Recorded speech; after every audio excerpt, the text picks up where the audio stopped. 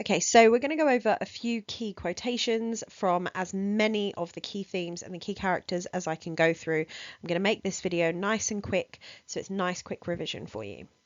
So the first thing to know is that the urban Gothic is a type of Gothic novel that's set in the city. So traditional Gothic novels are set in the countryside. So you're thinking that very stereotypical large house, in the countryside, very isolated, ancient, old. We're thinking of the typical ghost story houses. But the UK was changing. So Jekyll and Hyde kind of responds to that change. This is Stevenson using something new, and he's using the urban Gothic, obviously urban meaning set in a city. The UK was becoming very industrialised and more people were moving to cities for work. So the upper classes and lower classes were mixing more. And that meant that crime rates were beginning to rise, and people saw this as very, very threatening, and they found this quite frightening. So Stevenson is really responding to this. And I've got a quotation for you here to demonstrate the urban Gothic. The street shone out in contrast to its dingy neighbourhood like a fire in a forest, and with its freshly painted shutters, well-polished brasses, and general cleanliness and gaiety of note, instantly caught and pleased the eye of the passenger. So this wonderful, lovely street is shining out. There's this dingy neighbourhood in the background, and we see this simile like a fire in a forest. Here we're seeing the duality of London. So these respectable and lovely places hidden amongst these dingy places. And London itself was a place of massive contrast. So upper class people were moving there for work, as in to employ people, to own businesses. And the lower classes were moving there. They were a lot of them were unskilled workers, and they were moving there to make ends meet. They were moving there to get these better job opportunities. And this added to a lot of the fear, because these crime rates were rising and the upper classes disliked mingling with the lower classes so much. So we're going to move on to Utterson. Now, I love this quotation about Utterson. His affections, like ivy, were the growth of time, and it's a simile for you. So Utterson is careful with who he lets into his life, and his care grows for his companions after years of loyalty. This emphasises how reasonable he is, because that's what we want to focus on with Utterson, especially in our essays. We want to talk about how reasonable Utterson is, how he finds himself to be a logical man, and he really makes that part a whole part of his personality. So as a result of that, the reader really trusts Utterson's perspective. We see him as someone that we can rely on, but ultimately Utterson is not the kind of person that we can reliably frame our narration through. Now, lots of kids get this wrong, and they say that Utterson is the narrator. Utterson's not the narrator, but the entire narration is framed through Utterson. So everything that we see is pushed through Utterson's perspective. So that's why we trust him. We feel safe around him. He's this logical, reasonable lawyer, but actually we don't see much because Utterson isn't reliable enough. He doesn't really understand what's going on.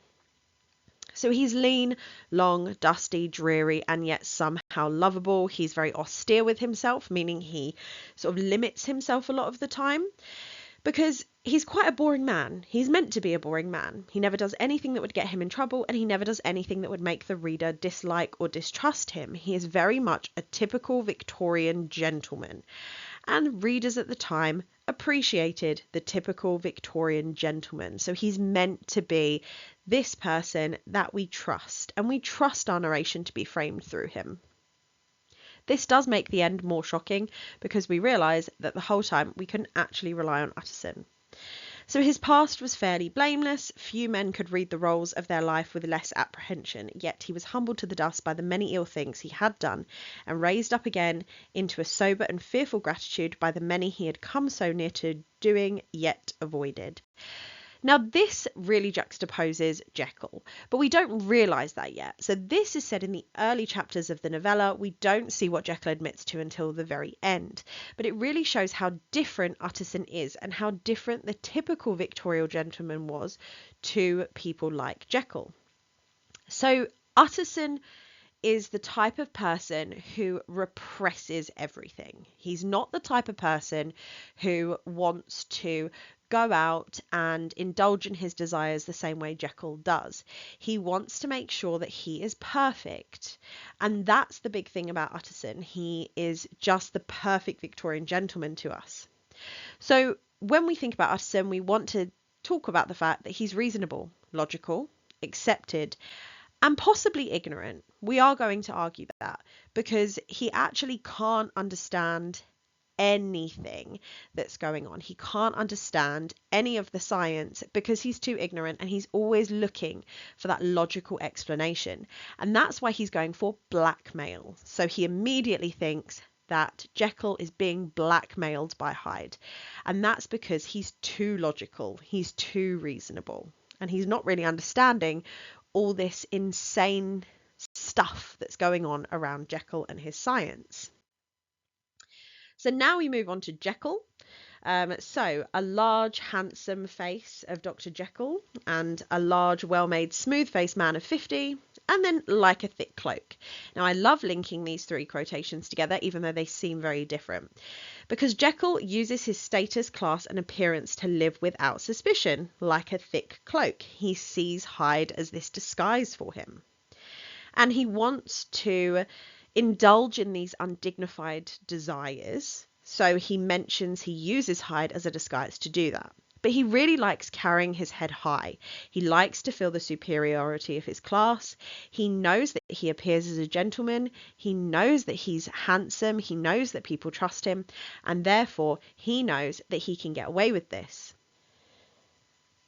But another good quotation for him is, "I was no more myself when I laid aside restraint and plunged in shame than when I laboured in the eye of the day at the furtherance of knowledge or the relief of sorrow and suffering." Now, Jekyll is committed to both sides of his life, and that's what he's showing here. He is both people. He is both Jekyll and he is both Hyde. They are both parts of his personality, and he kind of portrays them as quite equal. And he says, "I was no more myself when I was Hyde than when I was Jekyll. I am both people. I am both parts." And he's committed to both sides of this life because he does feel a really big connection to both. But he is forced to hide this part of himself because society doesn't accept this part of himself. And then it leads us on to "My devil had long been caged, he came out roaring." It's a lovely metaphor. It's because society was strict. They valued the gentleman persona. So we're thinking again back to Utterson and being a Victorian gentleman. They loved that. They wanted that. They wanted every man to live up to that. But actually, Jekyll realises that he can't live up to that, and he's repressed, which means pushed down, and stopped Hyde from coming out for so long that when Hyde does come out, he's so powerful, he's so angry, and he does these really horrible things that Jekyll can't actually control by the end. Jekyll is stuck in a society that forces him to repress himself until he can't stand it any longer, and then as soon as he starts letting out the other side of himself, he can't control it anymore. So when we think of Jekyll, we want to talk about the fact that he has dual personas, and there's a lot of repression because there are so many expectations on him as an upper class man. He needs to be that perfect Victorian gentleman. And then we're going to move on to Hyde. So ape-like fury, that is a simile that absolutely everyone loves to talk about because Hyde is strong. He's not confined by the same expectations in society that Jekyll is.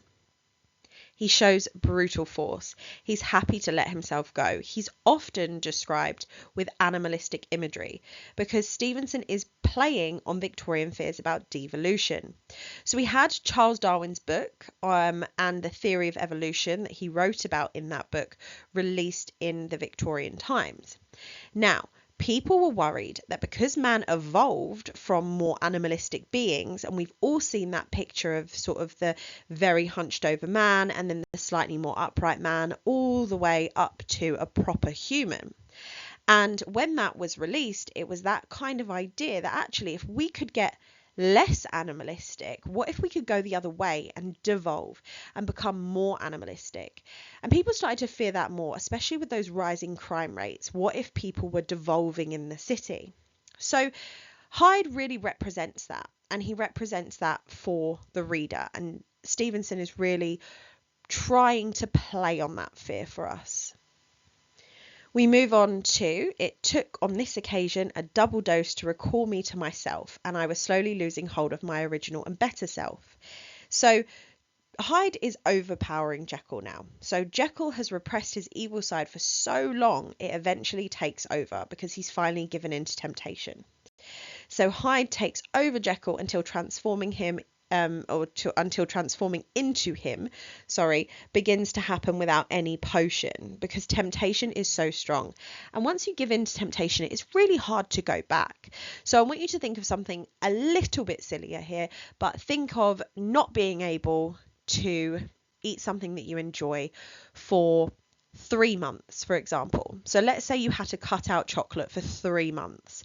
When you actually get a chance to indulge in that chocolate again, you might then go a little bit mad and eat more chocolate than you've ever eaten in a single sitting.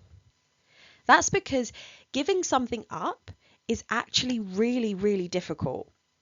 And that's what Jekyll is experiencing. He's unable to just repress this side of himself for too long. And now it's taken over him because it was just too tempting to do.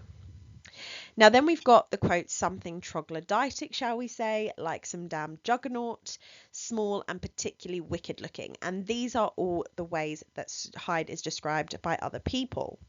Now, he's described as underdeveloped, he's described as inhuman, he's smaller and less developed than Jekyll, and it causes people to judge him more.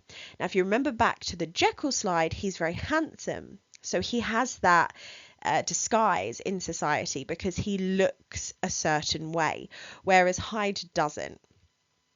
Now, people are going to judge him more because Victorian society was all about propriety. And if you aren't sure what propriety means, it just means sort of properness and being proper. And he is the dark side of man. We're thinking about devolution when we think about Hyde, and we're thinking about duality as well. He's that flip side of Jekyll.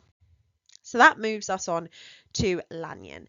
Lanyon is a character that people dread coming up, but he's actually quite an easy character to discuss. So, Henry Jekyll became too fanciful for me. My life is shaken to its roots, and I saw what I saw, I heard what I heard, and my soul sickened at it. So these quotations come from very different points in the novel. So we obviously see him say at the beginning that he doesn't really talk to Jekyll anymore. He doesn't agree with his science. And then we find out that when he sees Jekyll's experiment and he watches Jekyll turn into Hyde, he is sickened by it. He is absolutely disgusted by what he's seen. That's because Lanyon believes in science that is more accepted. So we're thinking about science that's more accepted by everyone in Victorian society. It's not pushing any boundaries here. He says specifically as well that he and Jekyll differ a lot. There is a mention that Jekyll is more chemical and Lanyon is more anatomical, which means Jekyll is playing around with chemicals. He's pushing those boundaries. He's almost playing God, whereas Lanyon is anatomical, meaning he is studying anatomy. And that means that he's pretty much just studying what God gave us. He's studying the body. He's not pushing any boundaries. He's studying what's already there. He's not trying to make anything new. So he discredits Jekyll as a madman. He calls him too fanciful. And the last quotations show his reaction when he discovers that Jekyll was correct all along. He is shocked and sickened, and he's unable to accept something that he sees as irrational. Now, he's seen it as irrational. We know he's seen it as irrational. He calls it unscientific balderdash. He says, I sometimes think if we knew all, we should be more glad to get away. So he talks about it as if it's impossible and it's ridiculous. And then when he realizes it's true, he realizes that he can't actually be part of it anymore. And so Lanyon's death is heavily symbolic in that way. He thinks that Jekyll is mad, that he began to go wrong in the mind. But then he has a shock and he shall never recover. So even though he's curious, and he does say that it whetted his curiosity when Hyde turned up to his house and said, do you want to see this experiment? He actually then starts to really, really freak out and really hate what he's seen. And that's because he starts to see that perhaps man is not what he thought it was. He says, I have since reason to believe the cause to lie much deeper in the nature of man. So he has changed his thinking completely, and it's really destroyed Lanyon. So when Lanyon passes away in those later chapters, it's really a heavily symbolic way to say that he just couldn't function anymore because his entire belief system was shattered. So Lanyon's beliefs, once proven incorrect, are very hard for him to get over. He has to get away from a world that he no longer understands. So his death from shock is symbolizing the death of his belief system. So when we think about Lanyon, we want to think about the fact that he's representing that rational science and that more accepted science in Victorian society. And we want to talk about that conflict with Jekyll and how they differ, because Jekyll is far more chemical and Lanyon is far more anatomical. So those are all the key characters and a key theme in the Urban Gothic. Don't forget to like and subscribe, and don't forget to comment anything that you do want us to go over.